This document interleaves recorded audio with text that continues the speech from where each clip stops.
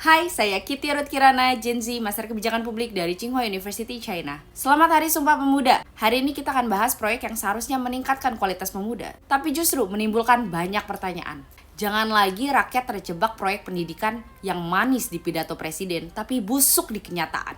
Sekarang muncul program besar bernama Sekolah Unggulan Garuda. Katanya, triliunan rupiah APBN digelontorkan untuk mencetak generasi emas Indonesia.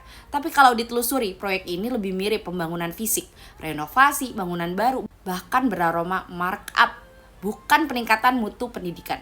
Bayangkan, yang diambil sebagai sekolah-sekolah unggulan adalah justru sekolah elit yang sudah mapan. SMA Deltoba di Sumatera Utara, Madrasah Insan Cendekia di Sumatera Selatan, SMA Cahaya Rancamaya Bogor, SMA Pradita Dirgantara Boyolali, SMA Taruna Nusantara Magelang, SMA Banua Kalsel, dan SMA Avero Sorong. Semuanya sudah punya fasilitas lengkap, tapi justru mereka mendapat kucuran ratusan miliar lagi. Untuk apa uang rakyat dihabiskan di sekolah yang sudah kaya? Pola seperti ini bukan hal baru. Proyek megah, anggaran besar, tapi hasilnya tidak menyentuh akar persoalan pendidikan. Kita sudah lihat contohnya proyek IKN. Gagah di pidato presiden, tapi belum setahun besinya berkarat, jalannya rusak, bangunannya terbengkalai. Jangan sampai pendidikan kita bernasib sama. Habis anggaran tampak modern, tapi kosong manfaat. Padahal, ada model pendidikan yang jauh lebih efisien, inklusif, dan terbukti. Sekolah 3 jam unggulan. Selama 15 tahun, model ini berhasil menjaring siswa-siswa cerdas dari seluruh Indonesia. Belajar daring, satu siswa dengan satu guru terbaik menggunakan kurikulum Kemdikbud dan Cambridge.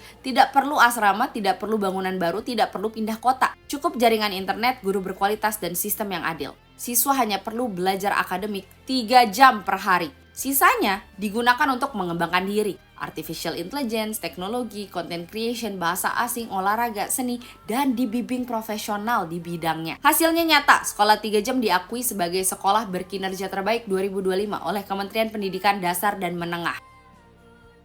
Jauh sekali dari biaya sekolah unggulan Garuda. Tapi efek sekolah 3 jam nasional berkelanjutan dan bisa diikuti oleh siswa dari berbagai kalangan, bukan hanya elit. Jangan ulangi kesalahan proyek mercusuar seperti IKN atau WUSH. Cepat dibangun, mahal biayanya, tapi berkarat bahkan sebelum mereka berfungsi. Pendidikan bukan proyek, tapi investasi kecerdasan bangsa. Presiden Prabowo, Anda punya pilihan bersejarah. Bangun gedung sekolah yang akan lapuk hanya untuk segelintir anak elit, atau membangun sistem pendidikan yang mencerdaskan jutaan anak Indonesia dari Sabang sampai Merauke. Tonton versi lengkapnya di YouTube Kitty Kirana. Jangan sampai uang pajak kita dipakai untuk proyek mercusuar lainnya.